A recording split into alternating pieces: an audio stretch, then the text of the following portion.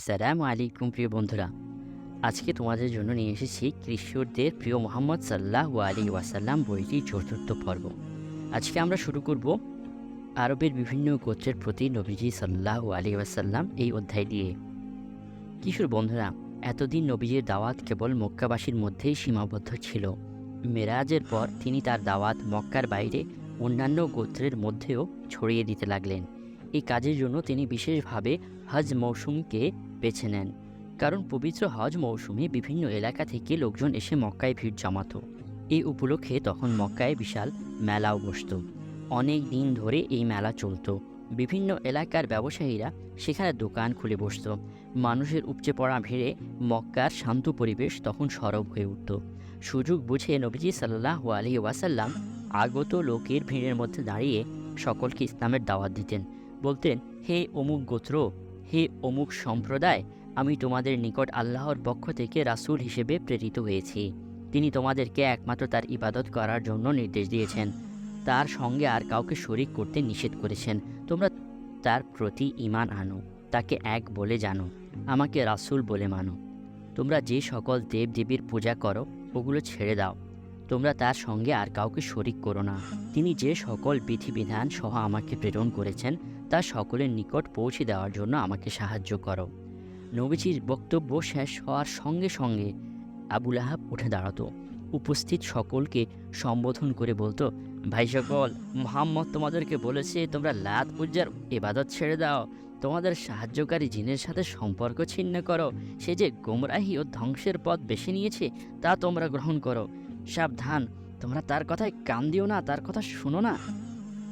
হজ মৌসুম উপলক্ষে যতদিন লোকজন মক্কায় থাকতো ততদিন নবীজি ঘুরে ঘুরে মানুষকে ইসলামের এই দাওয়াত দিতেন। এমন একদিনের ঘটনা, নবীজি সাল্লাল্লাহু আলাইহি ওয়াসাল্লাম লোকজনকে দাওয়াত দেওয়ার জন্য ঘর থেকে বের হয়েছেন। কিছুদিন যাওয়ার পর আকাবা নামক স্থানে মদিনার খাজারাজ গোত্রের কিছু লোকের সাথে দেখা হয়। তিনি সেখানে দাঁড়িয়ে তাদেরকে ইসলামের দাওয়াত দিলেন। কোরআনে কারিম থেকে কিছু আয়াত তেলাওয়াত করে শোনালেন। তারা মদিনায় ইহুদিদের প্রতিবেশী ছিল, আর ইহুদিরা আগে থেকেই জানত শেষ জামানায় একজন নবী আসবেন, যার আগমনে পূর্বের সকল ধর্ম মত বিলুপ্ত হয়ে যাবে। সকল ধর্মের লোক তার হাতে ইসলাম কবুল করবে। তারা এও জানত এই নবীর আবির্ভাব হবে মক্কায়। তিনি স্বজাতির হাতে নির্যাতিত হয়ে মদিনায় হিজরত করে চলে আসবেন। তার আগমনে পূর্বে মক্কায় কিছু বিশেষ ঘটনা ঘটবে, যা ইতিমধ্যে ঘটে গেছে। সব মিলিয়ে তারা বুঝতে পেরেছিল সেই প্রতীক্ষিত নবীর আগমনের সময় ঘনিয়ে এসেছে। তারা পরস্পরে এ নিয়ে বিভিন্ন আলাপ আলোচনাও করেছে। বেশি জানাজানি হবার ভয়ে তা তারা নিজেদের মধ্যে গোপন রাখার চেষ্টা করে। কিন্তু সত্য কথা কতক্ষণ আর গোপন থাকে। এক কান দোকান করে মদিনার ঘরে ঘরে এ খবর পৌঁছে গিয়েছিল। ইহুদিদের ইচ্ছা ছিল তারা আবির্ভাব হলে সবার আগে তারাই এই নবীকে বরণ করে নেবে। এই গোপনীয়তা অবলম্বনের অন্যতম একটি কারণ এও ছিল যে ইহুদিরা মূলত বনি ইসরাইল সম্প্রদায়ের লোক, আর এই বনি ইসরাইলরা ইতিপূর্বে বহু নবীকে হত্যা করেছিল। ইতিহাসের সেই কলঙ্কিত অধ্যায়টি এই সুযোগে মুছে ফেলবে। এমন একটি দুরভিচ্ছন্দি থেকেই তারা এই গোপনীয়তার পথ বেছে নিয়েছিল। সকল নবীর সেরা নবীকে যদি তারা বরণ করে নিতে পারে, তাহলে ভবিষ্যতে আর কেউ তাদেরকে নবী হত্যাকারী বলে গালমন্দ করতে পারবে না। কিন্তু সে আশা তাদের পূর্ণ হলো না। সকলেই জেনে গেল মদিনার অন্যান্য গোত্রের লোকেরা কথাটি মনে রেখেছে, চিন্তা করে রেখেছে। সুযোগ পেলে তারাও পিছিয়ে থাকবে না। হজের মৌসুম, অন্যান্য বছরের মতো এবারও মদিনার লোকেরা হজ করতে এসেছে। আর সেই সুবাদে নবীজির সাথে দেখা, নবীজির কথাবার্তা শুনে তারা বলাবলি করতে লাগলো, ইহুদিদের কাছে যে নবীর আগমনের কথা আমরা শুনেছি, আল্লাহর কসম, নিশ্চয়ই তিনি সেই শেষ নবী। ইহুদিরা জানতে পারলে কিন্তু এই সুযোগ হাতছাড়া করবে না। চলো আমরাই সবার আগে তার ধর্ম কবুল করে নিই। যেই কথা সেই কাজ। তারা সঙ্গে সঙ্গে ইসলাম ধর্ম কবুল করে নিলেন আর নবীজির নিকট আরজ করলেন, ইয়া রাসূলুল্লাহ, আমাদের কওমের লোকেরা তো মদিনায় রয়ে গেছে। বর্তমানে আমাদের কওমের মধ্যে খুব ঝগড়া বিবাদ চলছে, কেউ কাউকে মানতে চাচ্ছে না। সম্ভবত আপনার মাধ্যমে আল্লাহ আমাদেরকে আবার নতুন করে ঐক্যবদ্ধ করবেন। আমরা দেশে গিয়ে তাদেরকে ইসলামের দাওয়াত দেব। তারা আসলে আপনি তাদেরকেও এই বাণী শোনাবেন যে আমাদের শোনালেন। তারা যদি আপনার দাওয়াত কবুল করে তাহলে আপনি হবেন মদিনার সবচেয়ে সম্মানিত ব্যক্তি। আপনার মর্যাদার কাছে আর কেউ ঘেঁষতে পারবে না। এই বলে তারা নবীর কাছ থেকে বিদায় নিয়ে চলে গেলেন। মদিনার পথে ইসলাম। বন্ধুরা, এতদিন নবীজি সাল্লাল্লাহু আলাইহি ওয়াসাল্লাম কুরাইশদের নানা জুলুম নির্যাতন সহ্য করে যে ইসলামের দাওয়াত নিয়ে গলিতে গলিতে ফিরছিলেন, অনেক আবেদন নিবেদনের পরেও কুরাইশরা যে দাওয়াত কবুল করেনি, আল্লাহর মহিমায় সে দাওয়াত মদিনাবাসী কবুল করে নিল। আকাবার পথে মদিনাবাসী সর্বপ্রথম ইসলামের বাণী শুনল। নবীজির গুটি কয়েক কথা আর কালামে পাকের বাণী তাদের অন্তর্জগৎ জয় করে নিয়েছিল। সংখ্যায় তারা খুব বেশি ছিলেন না, কিন্তু তাদের মনের জোর ছিল অনেক বেশি। সত্য কবুলে আল্লাহ তাদের অন্তরকে খুলে দিয়েছিলেন, তাই তারা অল্প কথায় নবীজিকে চিনে ফেললেন। মদিনায় গিয়ে পরিবার পরিজন পাড়া প্রতিবেশী সকলকে জানিয়ে দিলেন শেষ নবীর আবির্ভাব হয়েছে। তারা নিজেরা যে আদর্শ ও বিশ্বাসে ভাগ্যবান হয়েছেন, অন্যদেরকেও তা গ্রহণ করার জন্য আমন্ত্রণ জানালেন। মাত্র 1 বৎসরের ব্যবধানে মদিনার ঘরে ঘরে তারা ইসলামের বাণী পৌঁছে দিলেন। বছর ঘুরে আবার নতুন বছর এলো। মদিনার লোকেরা প্রতি বছরের মতো এবারও হজ ব্রত পালন করতে এলো। সাথে বারজানের একটি ছোট্ট কাফেলা নিয়ে গত বছরের সেই পুরনো জায়গা আকাবা উপত্যকায় তারা নবীজির সাথে সাক্ষাৎ করলেন।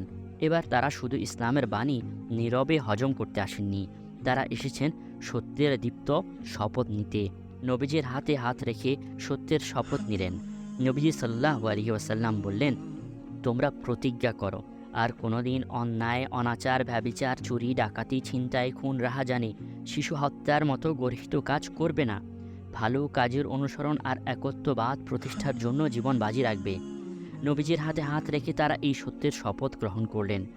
বিদায় বেলায় তারা নবীজি সাল্লাল্লাহু আলাইহি ওয়াসাল্লামের নিকট আরজ করলেন, ইয়া রাসূলুল্লাহ, আমরা তো দেশে ফিরে যাব, সেখানে গিয়ে কি করে দিন ইসলামের উপর চলব? আমরা তো ঈমান ছাড়া আর কিছুই শিখিনি। আমাদেরকে একজন শিক্ষক নিন, যিনি আমাদেরকে ইসলামের বিধিবিধান শিক্ষা দিবেন। নবীজি সাল্লাল্লাহু আলাইহি ওয়াসাল্লাম তাদের আবেদন মঞ্জুর করলেন। তাদের সাথে মুসআব ইবনে উমাইরকে শিক্ষক হিসেবে মদিনায় পাঠিয়ে দেন।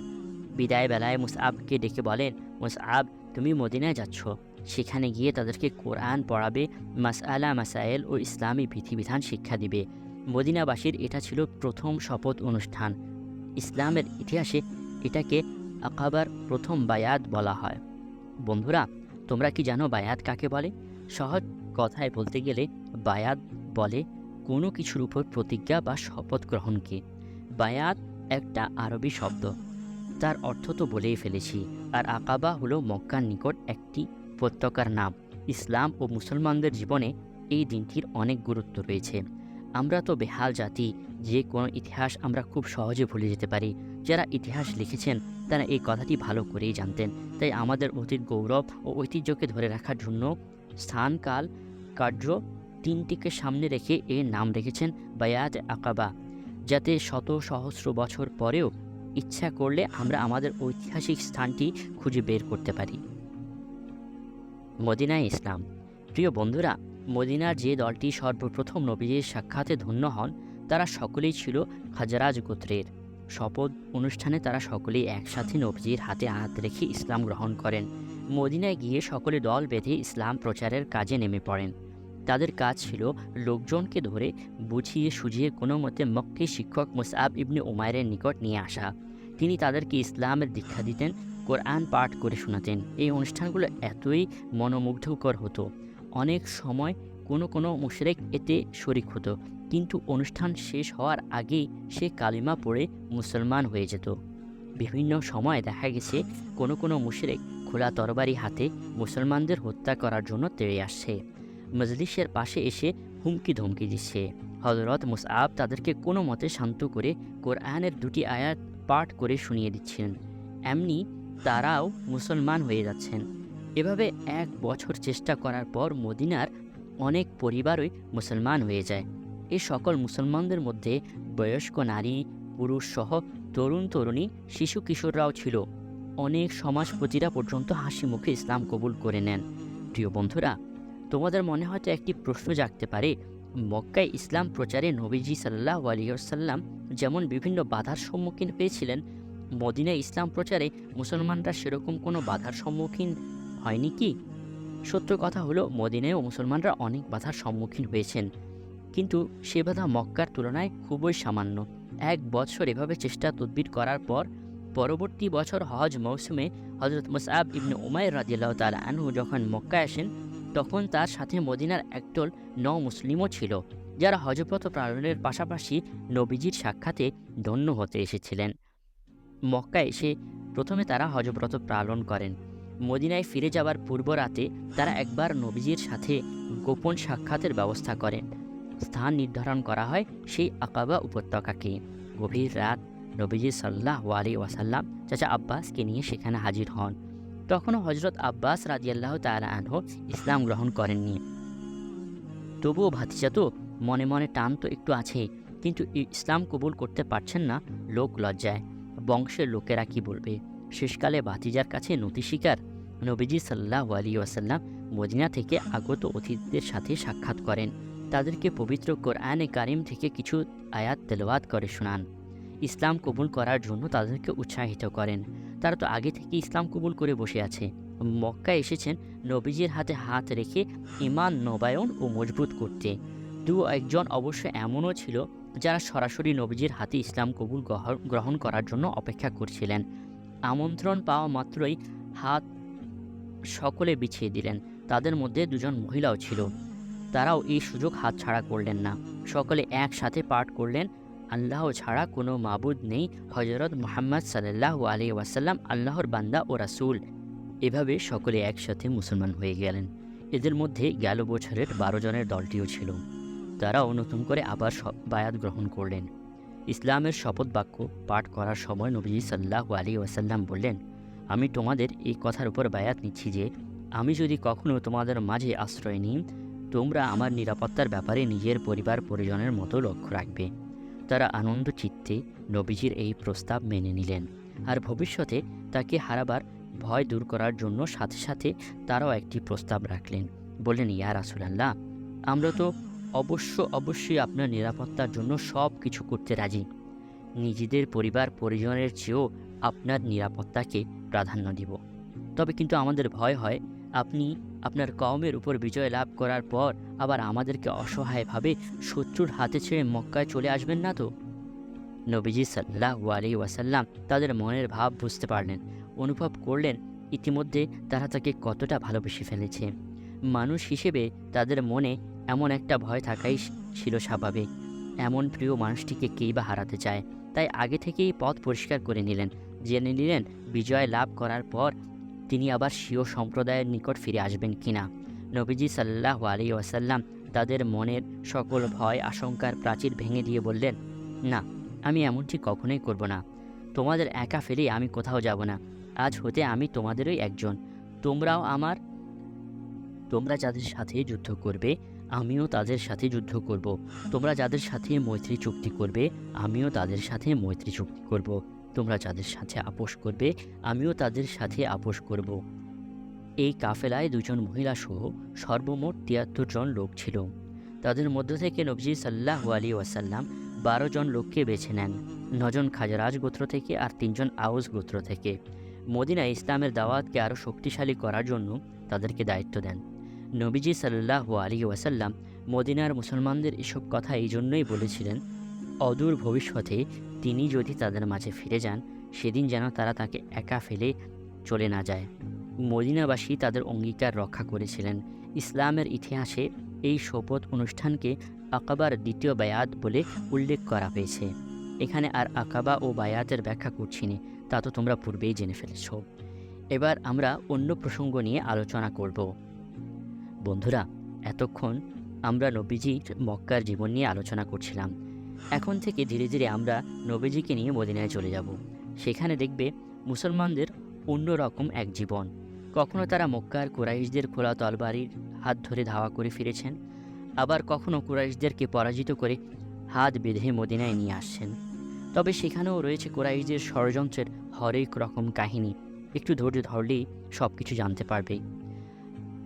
মদিনার পথে মুসলমানদের হিজরত।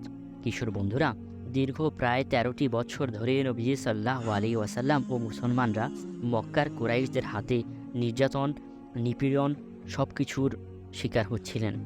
জুলুম নির্যাতনের যন্ত্রণা সহ্য করতে না পেরে ইতিপূর্বে মুসলমানদের একটি দল আবিসিনিয়ায় হিজরত করে চলে গিয়েছিলেন। প্রবাসে সে সকল মুসলমানরা ভালোই ছিলেন। ন্যায়পরায়ণ সম্রাটের সহযোগিতায় তারা সেখানে বেশ ভালোভাবেই ইসলাম প্রচারের কাজ করে যাচ্ছিলেন। অনেক লোক তাদের হাতে মুসলমানও হয়েছিল। এমনকি সম্রাট নাজাসিও পর্যন্ত ইসলাম ধর্ম গ্রহণ করে ফেলেন। আর যারা শত জুলুম অত্যাচার সহ্য করে নবীজির সাথে মক্কায় থেকে যান, তাদের রক্তাক্ত জীবনের করুণ কাহিনী ইতিহাসের পাতায় ভরপুর। তারপরেও তারা নবীজিকে মক্কায় একা ছেড়ে কোথাও যেতে রাজি হননি। মেরাজের রাতে নবীজি সাল্লাল্লাহু আলাইহি ওয়াসাল্লাম জানতে পেরেছিলেন একদিন তাকেও এই মক্কা ছেড়ে চলে যেতে হবে। কোথায় যেতে হবে তাও হযরত জিবরাইল আলাইহিসসালাম নবীজিকে দেখিয়ে এনেছেন। এমন ঘটনা শুধু আমাদের নবীজির বেলায় হয়নি, আগেও অনেক নবীকে ধর্ম প্রচারের জন্য দেশ ছাড়তে হয়েছে। যেমন হযরত ইব্রাহিম আলাইহিসসালামকে ইরাক ছেড়ে মিশর অথবা মক্কা পর্যন্ত আসতে হয়েছিল। হযরত ইউসুফ আলাইহিসসালামকে স্বদেশ ছেড়ে মিশরে যেতে হয়েছিল। হযরত মুসা ও ঈসা আলাইহিসসালামকে তারা স্বজাতির হাতে নির্যাতিত হয়ে স্বদেশ ছেড়ে পরদেশে আশ্রয় নিয়েছিলেন।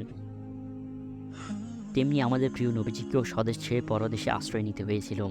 তিনি আপন মাতৃভূমি মক্কা ছেড়ে মদিনায় হিজরত করে চলে গিয়েছিলেন। আসলে নবীদের জীবন কাহিনী একদম আলাদা।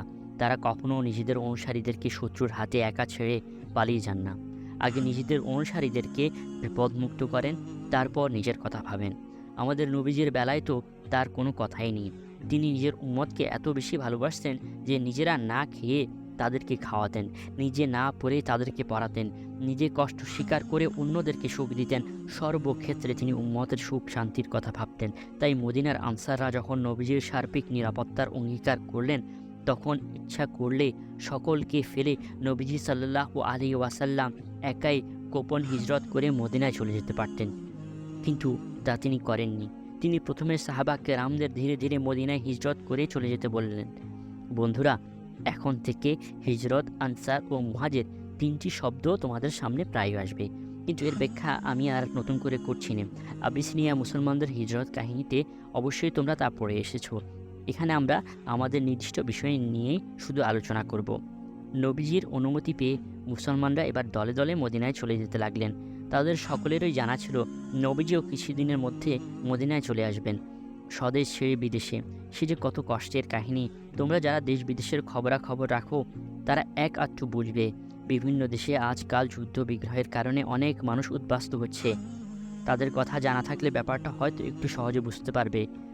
সে যাজ্ঞে মক্কার ধনী, বণিক, কৃষক, শ্রমিক, জমিদার সকল শ্রেণীর লোকই এই কাফেলায় অংশ নিয়েছিল। তাদের জীবনের সবটুকু সঞ্চয়, সবটুকু ভালোবাসা এই মক্কাকে ঘিরেই তারা লালন করছিলেন। কখনো ভাবেননি মক্কা ছেড়ে একদিন তাদের চলে যেতে হবে, কিন্তু আজ একমাত্র আল্লাহ ও তার রাসূলের প্রেমে সব কিছু ফেলে শূন্য হাতে ছুটে চলেছেন মদিনার পথে। কেউ জানে না সেখানে কি করে তাদের দিন কাটবে, কোথায় হবে তাদের আশ্রয়, কেই বা করবে তাদের দুবেলা রুটি রুজির ব্যবস্থা। এমনও অনেক পরিবার ছিল যাদের মদিনায় আত্মীয় স্বজন তো দূরের কথা, এমন একজন পরিচিত মানুষও ছিল না যার পাশে গিয়ে একদিনের জন্য দাঁড়াতে পারেন। তারপরেও আল্লাহর রাসূলের নির্দেশ তারা পালন করে মদিনায় চলে গেলেন। বন্ধুরা, আজ আমাদের কার এমন সাহস আছে যে ইসলামের জন্য বাড়ি, ঘর, সংসার, আত্মীয় পরিজন সব ফেলে পরদেশে চলে যেতে পারবে? আমরা কিন্তু কথায় কথায় তাদের চেয়ে বেশি ইসলাম করি, কিন্তু কাজের বেলায় বলি, চাচা আপন প্রাণ বাঁচা। মক্কা থেকে হিজরত করে যারা মদিনায় চলে গেলেন তাদেরকে মুহাজির বলা হতো, আর মদিনাবাসী যারা এই সকল সহায় সম্বলহীন মুসলমানদের আশ্রয় দিয়েছিলেন তাদেরকে আনসার বলা হতো। যে কথা তোমরা আগেই জেনে ফেলেছ। এখন আমরা মুসলমানদের সেই দুর্দিনে মদিনাবাসী কি উদারতা দেখিয়েছিলেন তার দু একটি ঘটনা আলোচনা করব। মক্কার মুসলমানরা দলে দলে মদিনায় চলে আসছেন। কেউ কেউ যাবার বেলায় দুপয়সা হাতে করে নিয়ে যেতে পারলেও অধিকাংশই যাচ্ছেন শূন্য পকেটে। মদিনায় যাদের আত্মীয় স্বজন ছিল তারা নিজ নিজ আত্মীয়ের বাড়িতে ঠাঁই নিলেন। আত্মীয়রাও তাদের আগমনে নিজেদেরকে ধন্য মনে করতে লাগলেন। যাদের কেউ ছিল না তাদের পাশে সমগ্র মদিনাবাসী এসে দাঁড়ালেন। আকাবা উপত্যকায় নবীজির হাতে হাত রেখে তারা যে ওয়াদা করেছিলেন প্রত্যেকেই সেই ওয়াদা অক্ষরে অক্ষরে পালন করলেন। এভাবে দিনে দিনে মক্কা নগরী মুসলমান শূন্য হয়ে যেতে লাগলো। কুরাইশদের নিকট বিষয়টি ভালো ঠেকল না। তারা নানাভাবে মুসলমানদের বাধা দিতে লাগলো, কিন্তু যারা একমাত্র আল্লাহর সন্তুষ্টির জন্য ঘর ছাড়ছেন তাদের কি আর বাধা দিয়ে আটকানো যায়? যে কোনো কিছুর বিনিময়ে তারা মদিনায় চলে গেলেন। যদি কাউকে অর্থের জন্য আটকানো হতো সে অর্থের বিনিময়ে নিজেকে মুক্ত করে নিত। যদি কাউকে সম্পদের জন্য আটকানো হতো, সে সম্পদ ছেড়ে চলে যেত। এভাবে মক্কার মুসলমানদের সকল ধন সম্পদ ঘর বাড়ি কুরাইশদের হাতে চলে গেল। এসব ঘটনা নবীজি সাল্লাল্লাহু আলাইহি ওয়াসাল্লাম মক্কায় বসে দেখছিলেন আর আল্লাহর হুকুমের আশায় অপেক্ষা করছেন কখন জিবরাইল আলাইহিস সালাম এসে বলবেন, হে আল্লাহর রাসূল, এবার আপনি নিজেও চলে যান। মুসলমানদের অনেকেই মদিনায় চলে গেছেন। হযরত আলী ও নবীজির বাল্যবন্ধু হযরত আবু বকর রাদিয়াল্লাহু তাআলা আনহু তখনও মক্কায় অনুমতির অপেক্ষায় আছেন। একদিন নবীজি সাল্লাল্লাহু আলাইহি ওয়াসাল্লাম আবু বকর রাদিয়াল্লাহু তাআলা আনহুকে ডেকে বলেন, আবু বকর, তুমি আমার সাথে যাবে। অতি শীঘ্র আল্লাহ পাক তোমাকেও হিজরতের অনুমতি দিবেন। এই সংবাদ যেদিন আবু বকর রাদিয়াল্লাহু তাআলা আনহু শুনলেন, সেদিন থেকে হিজরত পর্যন্ত কোনো দিন রাতে তিনি আর ঘুমাননি। সারা রাত জেগে জেগে নবীজির আগমনের অপেক্ষায় থাকতেন কখন তিনি এসে বলবেন, হে আবু বকর, এবার চলো। হিজরতের জন্য প্রয়োজনীয় বাহন, খাদ্য, পানীয়, চালক সব ঠিক করে তিনি নবীজির অপেক্ষায় প্রহর গুনছিলেন। আর হযরত আলী রাদিয়াল্লাহু তাআলা আনহু, তিনি তো নবীজির আপন চাচাতো ভাই, তার ঘরের মানুষ, যা হুকুম হবে তাই করবেন। নবীজিকে নিয়ে কুরাইশদের নতুন ভাবনা। কুরাইশরা যখন দেখল মক্কা নগরী প্রায় ফাঁকা, অতিশয় দুর্বল, অসুস্থ, বুড়ো বুড়ি কতেক মুসলমান ছাড়া সকলেই হিজরত করে মদিনায় চলে গেছেন। মক্কার মুহাজির আর মদিনার আনসার মিলে সেখানে মুসলমানদের একটি শক্তিশালী ঘাঁটি প্রতিষ্ঠিত হতে চলেছে। ভবিষ্যতে তাদের উপর যখন তখন নাক গলাবার সুযোগ আর থাকছে না। তাদেরকে আঘাত করলে তারাও পাল্টা আঘাত হানতে শুরু করবে। এই অবস্থায় মুহাম্মদ সাল্লাল্লাহু আলাইহি ওয়াসাল্লাম যদি মদিনায় চলেও যান, তবে তো আমাদের অবস্থা কাহিল হয়ে যাবে। কোনোভাবেই আর তাকে আটকানো যাবে না। অতএব যা করার মক্কায় করে ফেলতে হবে। পরামর্শের জন্য সকল গোত্রের নেতাদের ডাকা হলো। এজন্য রীতিমতো সংসদ অধিবেশন। রীতিমতো বলি কেন, আসলে এটা সংসদ অধিবেশনেই ছিল। সাধারণ কোনো সভা তারা কাবা শরীফে বসেই সেরে নিত, কিন্তু দেশের কোনো গুরুত্বপূর্ণ সিদ্ধান্ত নেওয়ার সময় তারা গিয়ে বসত কুসাই ইবনে কিলাবের বাড়িতে। এই বাড়িটির নাম দেওয়া হয়েছিল দারুন নাদওয়া, যার আধুনিক অর্থ হলো সংসদ ভবন। সকলকে এই বাড়িতে সমবেত হতে বলা হয়। বাড়িটি ছিল কুরাইশদের একজন প্রয়াত নেতা। তার স্মৃতি সংরক্ষণের জন্য মৃত্যুর পর বাড়িটি দেশের গুরুত্বপূর্ণ সলা পরামর্শের জন্য দান করে দেওয়া হয়। দীর্ঘদিন আলোচনা চলল। পরিশেষে সিদ্ধান্ত হলো মুহাম্মদকে হত্যা করে ফেলা হোক। কিন্তু কে হত্যা করবে? কার এত দায় পড়েছে অহেতুক একটি খুনের বোঝা নিজের ঘাড়ে তুলে নেবে? কে? এ নিয়ে আবার সকলে সরব হলো। আলোচনা চলল। শেষে সিদ্ধান্ত হলো প্রত্যেক গোত্র থেকে একজন একজন করে সাহসী যুবক বাছাই করা হবে। তারা সকলে মিলে একসাথে হামলা করে তাকে হত্যা করবে। তাহলে এই হত্যার দায়িত্ব সকলের কাঁধে সমানভাবে পড়বে। তখন বনু আব্দে মানাফ, নবী সাল্লাল্লাহু আলাইহি ওয়াসাল্লাম যে বংশে জন্মেছেন, সমগ্র জাতির বিরুদ্ধে একা অস্ত্র ধারণ করতে আর সাহস করবে না। সে যুগে আরবের একটি নিয়ম ছিল, বংশের কোনো ছেলেকে যদি অন্য কোনো বংশের কেউ হত্যা করত, সে শত্রু হোক, তারপরেও সকলে মিলে এই হত্যার বদলা নিত। এই কারণে কোনো গোত্র একা এই দায়িত্ব নিতে সাহস করেনি। সে অনেক কথা, আমরা সেদিকে যাব না। কুরাইশদের সলা পরামর্শ শেষ হলো। সকলে নিজ নিজ গোত্রের নিকট ফিরে গেল। এদিকে আল্লাহর রাসূল ঘরে বসেই ওদের সকল ষড়যন্ত্রের কথা জেনে গেলেন। ওরা ভেবেছিল গোপন বৈঠক, চারপাশে সব আমাদের লোক, মুহাম্মদের কানে যাওয়ার আগেই কিচ্ছা খতম করে দেব। কিন্তু আল্লাহ যে একজন আছেন, তিনি যে সব শোনেন, জানেন, তা কি ওরা মানে? বৈঠক শেষ হবার আগেই জিবরাইল আলাইহিস সালাম এসে বৈঠকে কি কি আলোচনা হয়েছে, কে কে ছিল, সবই নবীজি সাল্লাল্লাহু আলাইহি সাল্লামকে বলে দিলেন এবং আজ রাতেই মক্কা থেকে নির্দেশ দিলেন। নবীজি সাল্লাল্লাহু আলাইহি ওয়াসাল্লাম হযরত আলীকে ডেকে বললেন, আলী, আমার হিজরতের সময় হয়ে গেছে। আল্লাহ পাক আমাকে হিজরতের অনুমতি দিয়েছেন। আজ রাতেই আমি হিজরত করে মদিনায় চলে যাব। ওরা আমাকে হত্যার ষড়যন্ত্র করেছে। তোমাকে একটি কাজ করতে হবে। আমার কাছে মক্কাবাসীর কিছু আমানত গচ্ছিত আছে, সেই আমানতগুলো পৌঁছে দিতে হবে। এজন্য তোমার 2-4 দিন মক্কায় থেকে যেতে হবে। তারপর তুমিও চলে এসো মদিনায়। আর আজ রাতে তুমি আমার বিছানায় চাদর মুড়ি দিয়ে শুয়ে থাকবে। তোমার কোনো ভয় নেই, ওরা তোমার কিছুই করতে পারবে না। সন্ধ্যার কালো চাদর নেমে আসতেই বিভিন্ন গোত্রের বাছাই করা জওয়ানেরা খোলা তরবারি হাতে নবীজির বাড়ি ঘেরাও করল। ঘর থেকে বেরোলেই নবীজিকে হত্যা করে ফেলবে। আল্লাহ পাকের কি অসীম মহিমা! নবীজি সাল্লাল্লাহু আলাইহি ওয়াসাল্লাম যখন ঘর থেকে বের হয়ে এলেন, হাতে এক মুষ্টি মাটি, সূরা ইয়াসিনের একটি আয়াত তেলাওয়াত করলেন, وجعلنا من بين أيديهم سدا ومن خلفهم سدا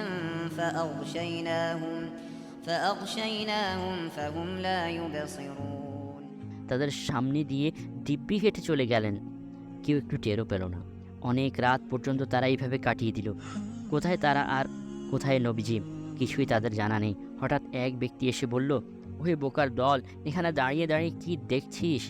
তারা বলল, মুহাম্মদের অপেক্ষায় আছি, বেরোলেই আজ তাকে হত্যা করে ফেলব। লোকটি বলল, ওসব আকাশ কুসুম কল্পনা ছাড়, মুহাম্মদ সে তো কখন চলে গেছে, ইতিমধ্যে যেখানে যাবার সেখানে চলে গেছেন, আর তোমরা এখানে বসে ঝিমুচ্ছ। একথা শুনে তারা বেশ তৎপর হয়ে উঠল। নবীজির ঘরের ভিতরটা একবার উকি মেরে দেখল, ভাবলো লোকটি আবার তাদের বোকা বানাচ্ছে না তো। একজন বলল, সে কি বলছো, ওই তো মুহাম্মদ বিছানায় চাদর মুড়ি দিয়ে শুয়ে আছে। আবার সকলে যার যার স্থানে এসে দাঁড়িয়ে পড়ল। ভোর হলে দেখলো অবাক কাণ্ড, বিছানায় আলী রাদিয়াল্লাহু তাআলা আনহু শুয়ে আছেন। এই দৃশ্য দেখে সকলে তাজ্জব বনে গেল, মনে মনে ভীষণ লজ্জা পেল, আর ভাবতে লাগলো এ কী করে হলো, কখন কিভাবে সে ঘর ছাড়লো। বন্ধুরা, তোমাদের হয়তো অবাক লাগছে হযরত আলী রাদিয়াল্লাহু তাআলা আনহু কী করে এমন সাহস দেখালেন, নিজের জীবনকে শত্রুর হাতে তুলে দিয়ে নবীজির আদর্শ পালন করলেন। কিন্তু জানতেন বাড়ির চারপাশে শয়তানরা খোলা তরবারি হাতে নবীজিকে হত্যার জন্য অপেক্ষা করছে। ভোর সকালে এসে যদি তারা নবীজিকে না পায়, তাহলে প্রথমেই তাকে ধরবে, হতে পারে ক্রোধবশত তাকেই হত্যা করে ফেলবে। এমন এমন ভয়াবহ পরিণতির কথা জেনেও তিনি নবীজির আদেশ পালন করলেন।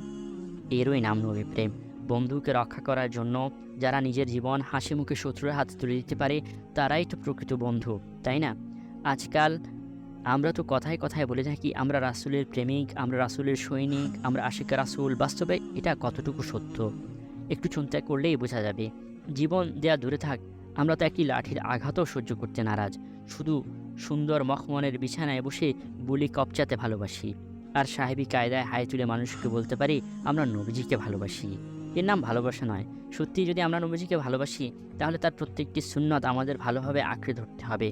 ব্যক্তি জীবন থেকে শুরু করে সর্বস্তরে এই সুন্নত প্রতিষ্ঠার জন্য চেষ্টা করতে হবে, প্রয়োজনে জীবন দিতে হবে। বুঝলে? পারবে কি এমন দুঃসাহস দেখাতে?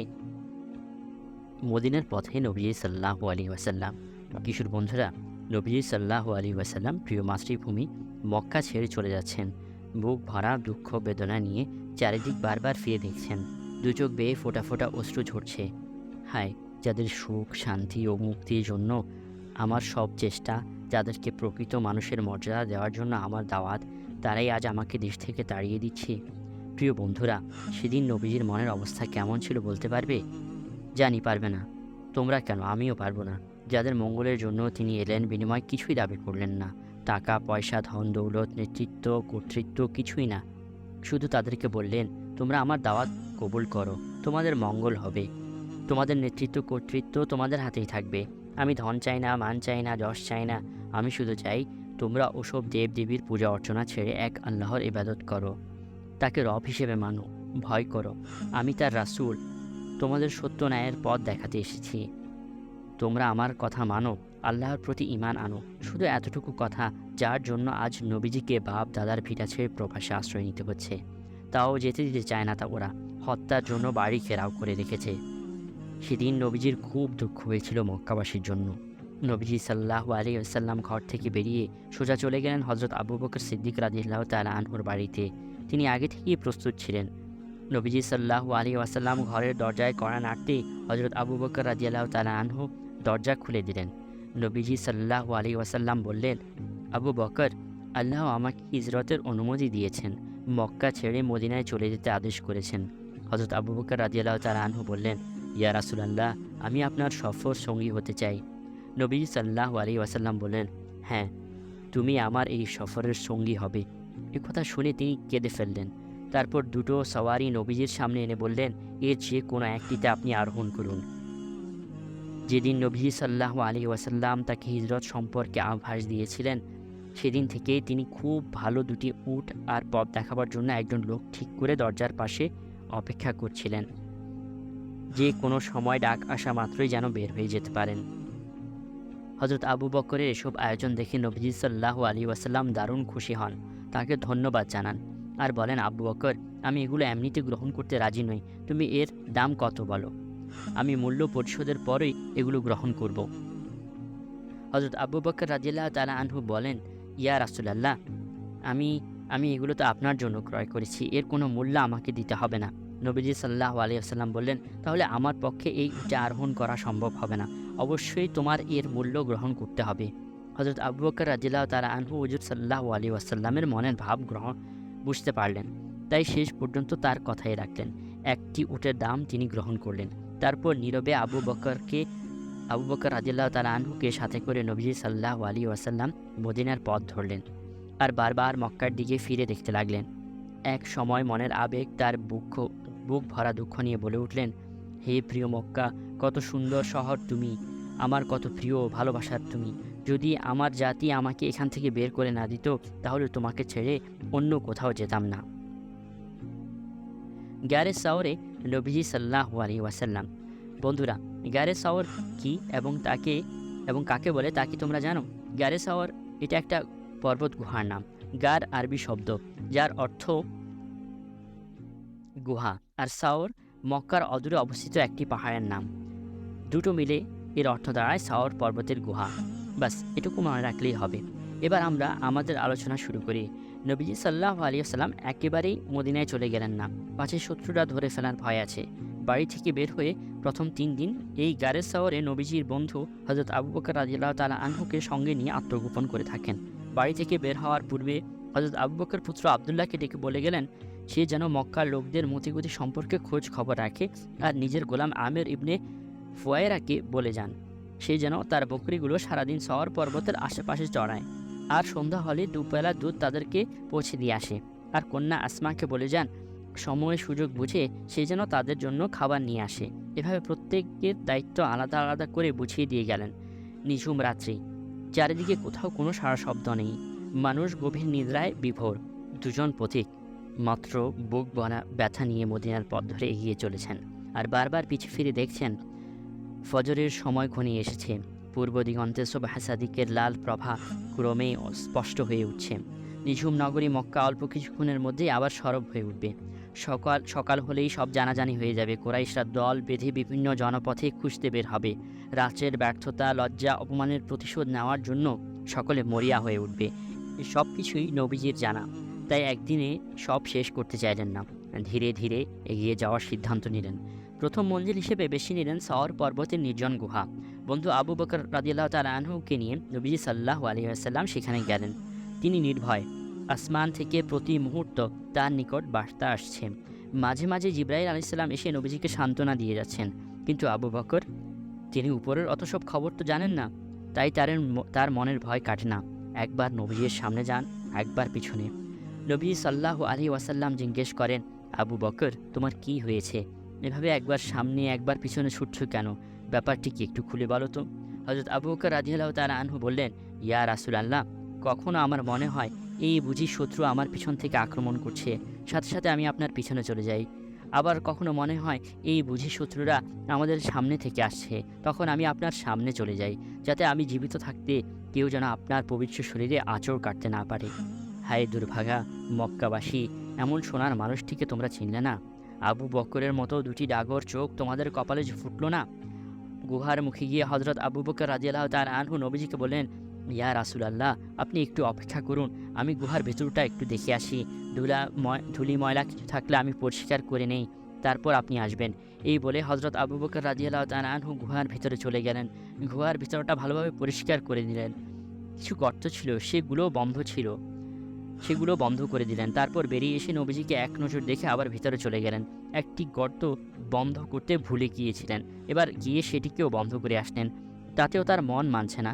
নবীজিকে বলেন, ইয়া রাসূলুল্লাহ, আমার মনের সন্দেহ কাটছে না, আমি আরেকবার দেখে আসি। অস্থির মন, কি জানি আবার যদি কিছু থেকে যায়। নবীজি সাল্লাল্লাহু আলাইহি ওয়াসাল্লাম আবু বকরকে দেখছিলেন আর মুচকি মুচকি হাসছিলেন। আবু বকর রাদিয়াল্লাহু তাআলা আনহু গুহার ভিতরে চলে গেলেন। খুব ভালো করে চারপাশটা বারবার করে দেখলেন, সব কিছু ঠিকঠাক। এবার নবীজিকে ভিতরে আসতে অনুরোধ করলেন। নবীজি সাল্লাল্লাহু আলাইহি ওয়াসাল্লাম ভিতরে প্রবেশ করলেন। গুহা মুখে কালো মাকড়সার জাল। কিশোর বন্ধুরা, মাকড়সার কাহিনী তোমরা সবাই জানো। আমিও ছোটবেলায় এই কাহিনীটা কয়েকবার শুনেছিলাম, কিন্তু খুব ভালো করে জানতাম না তখন। আজ দেখছি এটা কোনো বানানো গল্প নয়, একেবারে সত্য ঘটনা। নবীজি সাল্লাল্লাহু আলাইহি ওয়াসাল্লাম যখন গুহার ভেতরে চলে গেলেন, অমনি আল্লাহর নির্দেশে এক ঝাঁক মাকড়সা এসে গুহার চারপাশ ঘিরে খুব করে জাল বুনতে শুরু করে। দেখে কেউই বুঝতে পারবে না যে একটু আগেও এই জায়গাটা একদম ফাঁকা ছিল। খানিক পরে একজোড়া কবুতরও চলে এলো। আল্লাহর কি কুদরত, এসেই বাক বাকুম করে ডাকতে শুরু করলো। তারপর দুটো ডিম পেড়ে পাখা মেলে সেগুলো তা দিতে লাগলো। পুরো কাহিনীটা কেমন যেন একটি নাটকীয় কাণ্ড মনে হয়, তাই না? আসলে কিন্তু তা নয়, সবই আল্লাহর ইচ্ছা। তিনি যা চান তাই করতে পারেন। তার ক্ষমতার সামনে পৃথিবীর সব কিছুই তুচ্ছ। মাকড়সা, কবুতর ওসব তো একেবারে সাধারণ ব্যাপার। তিনি যদি চাইতেন গুহা মুখে একটি বিশাল বটবৃক্ষ তুলে দিতে পারতেন। 3 দিন পর আবার সেটিকে উধাও করে দিতে পারতেন। এই সব কিছুর প্রয়োজন হয়নি। অন্ধ কোরাইশদের চোখে ধুলা দেওয়ার জন্য মাকড়সা আর কবুতরই যথেষ্ট ছিল। তাই তিনি মাকড়সা আর কবুতর পাঠিয়ে দিলেন। সামনের কাহিনীটা পড়লেই বুঝতে পারবে মাকড়সা আর কবুতর কোরাইশদের কেমন বোকা বানিয়ে ছাড়ল। মক্কার পথে অনুসন্ধানী দলের মহড়া। ভোর হতেই চারিদিকে খবর ছড়িয়ে পড়ল মুহাম্মদ মক্কা ছেড়ে চলে গেছে। নেতাদের তো আক্কিল গুঁড়ো, সকলের এক কথা, তা কি করে সম্ভব? এতগুলো লোকের চোখকে ফাঁকি দিয়ে সে কি করে বেরিয়ে গেল? তারা তো মুহাম্মদকে হত্যা করতে বেরিয়েছে। করা হয়েছে এই সংবাদের অপেক্ষায় ছিল।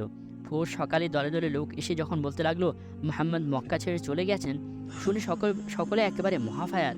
কারো মুখে কোনো কথা নেই। রাতে যাদেরকে জঘন্য কাজের জন্য নিয়োগ করা হয়েছিল সকলকে ডেকে ইচ্ছে মতো বকাঝকা করা হলো।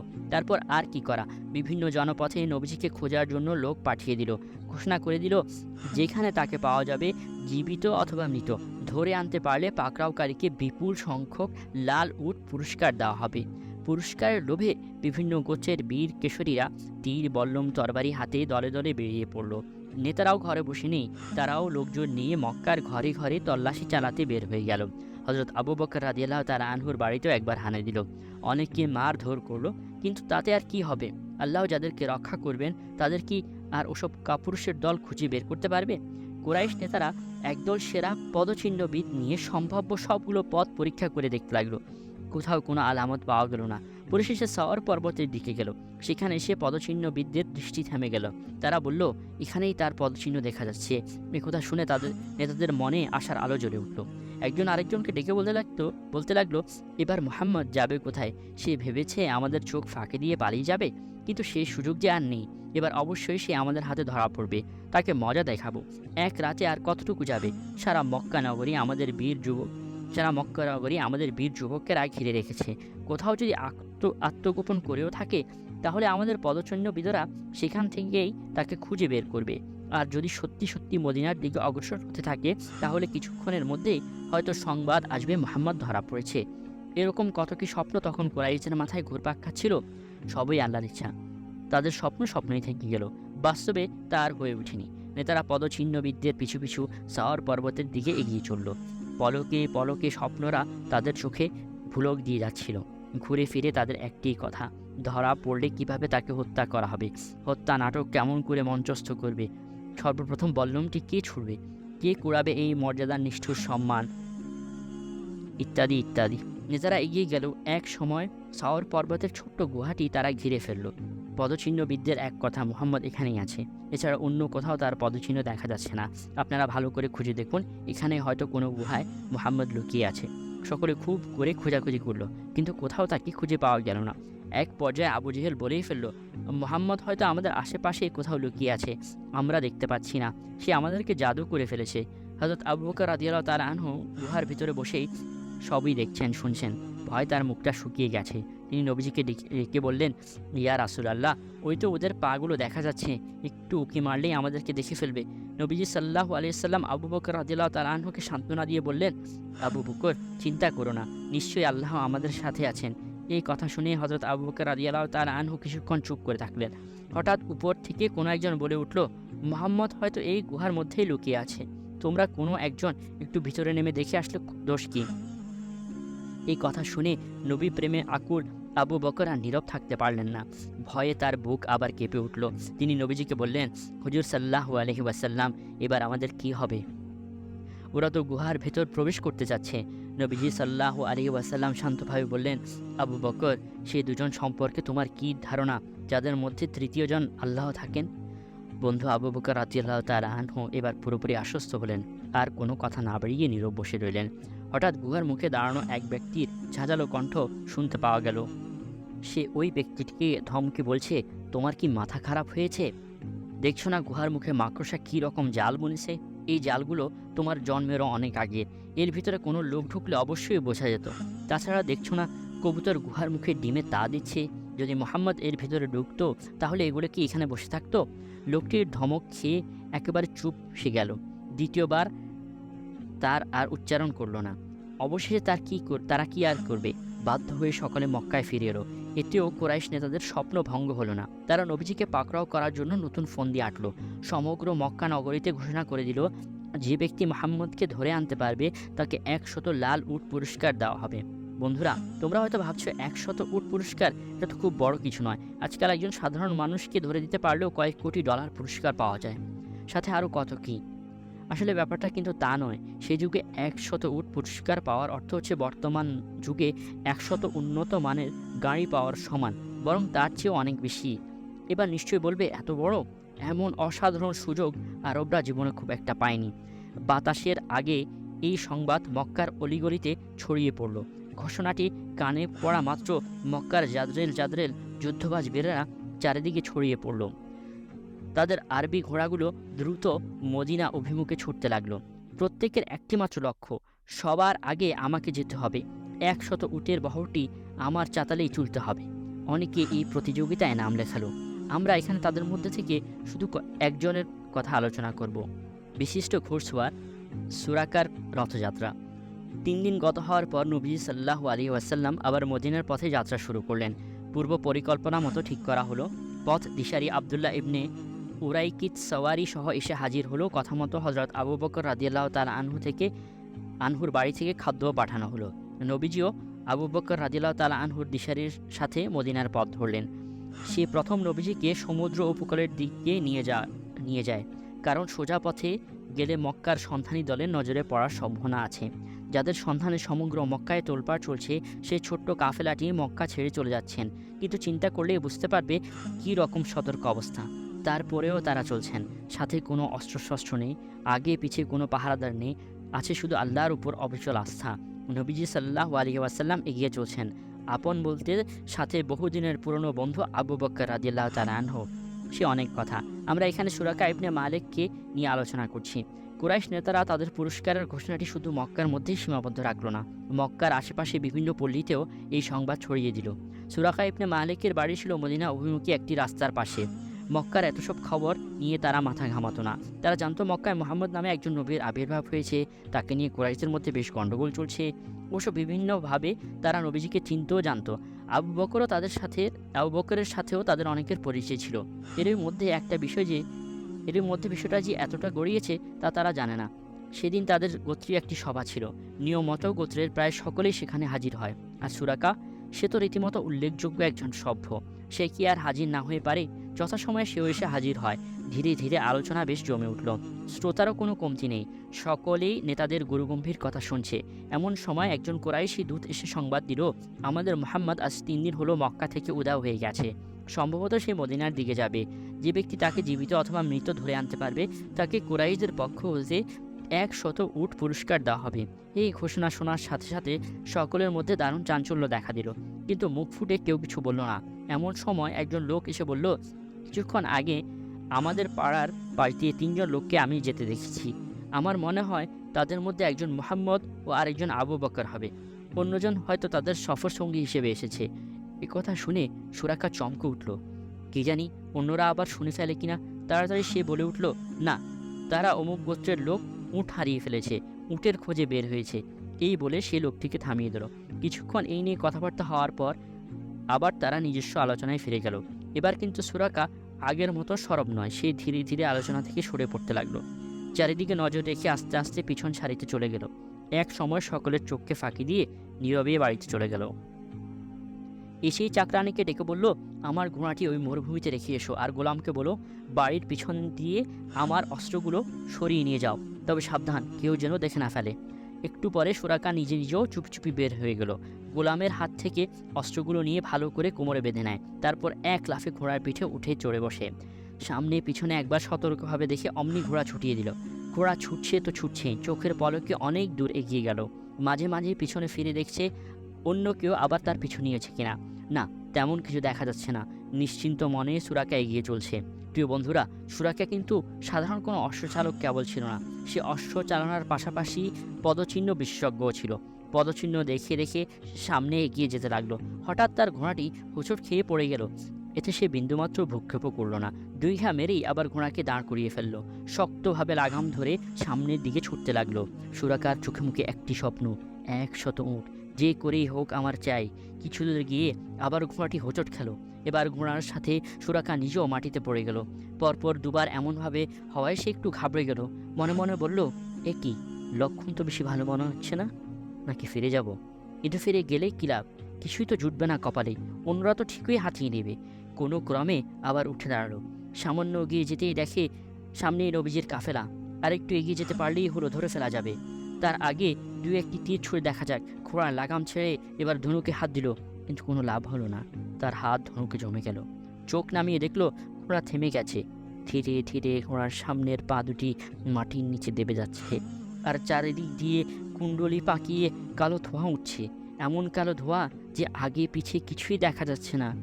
ভয়ে তার বুক কেঁপে উঠল। গলা ছেড়ে ডেকে বলল, ও প্রতীক ভাই, আমাকে বাঁচাও। তোমাদের আল্লাহর নিকট আমার জন্য একটু দোয়া করো, তিনি যেন আমাকেও আমার ঘোড়াটিকে রক্ষা করেন। এই বলে কান্নাকাটি জুড়ে দিল আর বারবার প্রতিজ্ঞা করলো, তোমরা আমাকে বাঁচাও, আমি তোমাদের কোনো ক্ষতি করব না। সুরাকার কান্নাকাটি দেখে নবীজির মন গলে গেল। তিনি আল্লাহর দরবারে গিয়ে সুরাকার মুক্তির জন্য দোয়া করলেন। অমনি সব কিছু ঠিকঠাক হয়ে গেল। সুরাকার মনে তখন 100 উটের স্বপ্নটি ঝলমল করছিল। আর একটু হাত বাড়াতে পারলেই 100 উট আমার হাতে চলে আসবে, এমন সুযোগ জীবনে দ্বিতীয়টি পাওয়া যাবে না। তাই আরেকবার চেষ্টা করে দেখতে চাইলো। এবার পরিস্থিতি আগের চেয়েও ভয়াবহ হলো। ঘোড়াটির সামনের পা দুটো আগের মতো মাটির নিচে চলে যেতে লাগলো। সঙ্গে সঙ্গে নিচ থেকে কুণ্ডলি পাকানো ঘন কালো ধোঁয়া বেরিয়ে চারদিক অন্ধকার ছেয়ে গেল। তার মনে হলো নির্ঘাত এক্ষুনি সে মারা পড়বে। ভয় পেয়ে গলা ছেড়ে কান্নাকাটি জুড়ে দিল আর বলল, ভাই, তোমরা আমার অস্ত্রশস্ত্র সব কিছু নিয়ে নাও, তবুও আমাকে বাঁচাও। আল্লাহর শপথ, আমি আর তোমাদের পিছু নেব না। অন্য কেউ যদি তোমাদের পিছু ধাওয়া করে, আমি তাদেরকেও আটকাবো। নবীজি সাল্লাল্লাহু আলাইহি সাল্লাম বললেন, তোমার অস্ত্রশস্ত্র আমাদের কোনো দরকার নেই, তুমি অন্যদের আটকালেই চলবে। তিনি সুরাকার মুক্তির জন্য ফের আল্লাহর দরবারে দোয়া করলেন। সঙ্গে সঙ্গে সুরাকার ঘোড়া আবার উঠে দাঁড়ালো। অন্ধকারও দূর হয়ে গেল। সুরাকা এবার বুঝতে পারলো পথিক যেন তেন কোনো লোক নয়, তার সাথে সরাসরি আল্লাহর যোগাযোগ রয়েছে। সে একদিন বিজয়ী হবেই হবে। সেদিন যেন এই অপকর্মের জন্য তাকে ধরা পড়তে না হয়, সেজন্য আগেভাগে কোনো একটা বন্দোবস্ত নিয়ে রাখা ভালো। তাই পিছন থেকে ডেকে বলল, আমি সুরাকা ইবনে মালিক, আপনার সাথে একটু কথা বলতে চাই। দয়া করে অনুমতি দিয়ে বাধিত করবেন, আমি আপনাদের কোনো ক্ষতি করব না। নবীজি সাল্লাল্লাহু আলাইহি ওয়াসাল্লাম হযরত আবু বকরকে বললেন, ওকে জিজ্ঞেস করো সে কি বলতে চায়। সুরাকা বলল, আমি বুঝতে পেরেছি আপনার ধর্ম সত্যি। এই ধর্ম একদিন মক্কার উপর বিজয়ী হবেই হবে। সেদিন আপনি আমাকে এই অপরাধের জন্য পাকড়াও করবেন না, এই মর্মে আমাকে কিছু একটা লিখে দিন। নবী সাল্লাল্লাহু আলাইহি ওয়াসাল্লাম হযরত আবু বকরকে বললেন, লিখে দাও। হযরত আবু বকর রাদিয়াল্লাহু তাআলা আনহু লিখে দিলেন। লেখাটি হাতে নিয়ে সুরাকা খুশিতে নাচতে নাচতে মক্কার পথ ধরল। ফেরার সময় নবী সাল্লাল্লাহু আলাইহি ওয়াসাল্লাম সুরাকাকে ডেকে বললেন, সুরাকা, সেদিনটি কেমন হবে যেদিন পারস্য সম্রাট কিসরার সোনার চুড়িটি তোমার হাতে শোভা পাবে? এই কথা শুনে সুরাকা চমকে উঠল, বলল, কিসরা ইবনে হরমুজ? নবী সাল্লাল্লাহু আলাইহি ওয়াসাল্লাম বললেন, হ্যাঁ, কিসরা ইবনে হরমুজ। সেই সময়কার পারস্যের রাজার নাম ছিল কিসরা, আর তার বাবার নাম ছিল হরমুজ। নবীজির মুখে এমন বড় কথা শুনে প্রথমে বিশ্বাস করতে পারছিল না, ভেবেছে অন্য কোনো কিসরা কিনা। তাই পিতার নাম সহ জিজ্ঞাসা করে কথাটা পাকা করে নিল। প্রিয় বন্ধুরা, এই সুরাকা কিন্তু মক্কা বিজয়ের পর নবীজির হাতে ইসলাম গ্রহণ করেছিলেন। হযরত ওমর রাদিয়াল্লাহু তাআলা আনহুর খেলাফতকালে পারস্য সম্রাট কিসরার সেই স্বর্ণের ছুরি দুটি একবার হাতে পড়েছিলেন। সুরাকা রাদিয়াল্লাহু তাআলা আনহু মক্কার ফেরার পথে নবীজির দেওয়া ওয়াদা রক্ষা করেছিলেন। কোনো অনুসন্ধানী দলকে তিনি আর নবীজির পিছু নিতে দেননি। পথে যাকেই পেয়েছেন একথা ওকথা বলে ফিরিয়ে দিয়েছেন। এভাবে পথ চলতে চলতে 8ই রবিউল আউয়াল সোমবার নবীজি সাল্লাল্লাহু আলাইহি ওয়াসাল্লাম মদিনার উদরে কোবা নামক পল্লীতে এসে পৌঁছেন। বন্ধুরা, নবীর হিজরত নিয়ে আরও অনেক সুন্দর সুন্দর কাহিনী আছে। আমি শুধু সংক্ষেপে দু একটি কাহিনী তোমাদের বললাম, তা অনেক লম্বা হয়ে গেল। পড়তে পড়তে হয়তো এতক্ষণে ক্লান্ত হয়ে পড়েছ, তারপরেও বললাম, বাজে গল্প পড়ার চেয়ে নবীজির জীবনী পড়া অনেক ভালো, অনেক বড় সওয়াবের কাজ। মনে রেখো, শুধু নবীজির জীবনে পড়লেই হবে না, সে মতে নিজেদের জীবন গড়ার চেষ্টাও করতে হবে। দেখবে সবার প্রিয় হতে পারবে, সবার আদর, স্নেহ ও ভালোবাসা পাবে। মদিনায় নবীজিকে বর্ণাঢ্য গণসংবর্ধনা। কিশোর বন্ধুরা, নবীজি সাল্লাল্লাহু আলাইহি ওয়াসাল্লাম মক্কা থেকে বের হয়েছেন, এই খবর আগেই মদিনাবাসীর নিকট পৌঁছে গিয়েছিল। সমগ্র মদিনাবাসী এই সংবাদে দারুণ উৎফুল্ল হয়। তারা ইসলাম গ্রহণ করার পর থেকে এই দিনটির অপেক্ষায় ছিল, কবে নাগাদ নবীজি সাল্লাল্লাহু আলাইহি ওয়াসাল্লাম আমাদের মাঝে সশরীরে উপস্থিত হবেন। যারা মক্কায় নবীজিকে দেখেছিলেন তারা স্থায়ীভাবে নবীজিকে তাদের মাঝে পাওয়ার জন্য, আর যারা মক্কি শিক্ষক মুসআব ইবনে উমাইর ও অন্যান্য সাহাবীদের দাওয়াতে ইসলাম গ্রহণ করেছিলেন, তারা জীবনে একবারের জন্য হলেও নবীজিকে এক নজর দেখার জন্য অস্থির হয়েছিলেন। বন্ধুরা, তোমরা বিষয়টি একবার কল্পনা করে দেখো তো। ধরো তোমাদের বাড়িতে একজন অতিথি আসবেন যাকে তুমি কোনো দিন দেখোনি, কিন্তু তার সম্পর্কে বড়দের নিকট অনেক গল্প শুনেছ। সে এমন, সে তেমন, সে অনেক বড় মানুষ, অনেক জ্ঞানী, দেশে বিদেশে তার অনেক দাম, বিভিন্ন দেশের রাজা বাদশারা পর্যন্ত তাকে সমীহ করে চলে। হঠাৎ তিনি তোমাদের বাড়িতে বেড়াতে আসবেন বলে কথা দিয়েছেন। কয়েকদিন হলো তিনি তোমাদের বাড়ির উদ্দেশ্যে রওনাও হয়েছেন। যে কোনো মুহূর্তে তিনি তোমাদের বাড়িতে এসে পৌঁছাবেন। এদিকে তোমরাও তাকে এক নজর দেখার জন্য অনেক দিন হতে অপেক্ষা করছো। এই অবস্থায় তোমাদের মনের আয়োজনটা কেমন হতে পারে একটু চিন্তা করে দেখো তো। আমার তো মনে হয় তাকে বরণ করার জন্য নির্ঘাত তোমরা দিনের পর দিন ঘুম কামাই করে সকাল সন্ধ্যা তার অপেক্ষায় রাস্তার পাশে বসে থাকবে। কি জানি কখন আবার এসে পড়ে। আর যদি সেই মহান অতিথিটি আমাদের সকলের প্রাণপ্রিয় নবীজি হয়।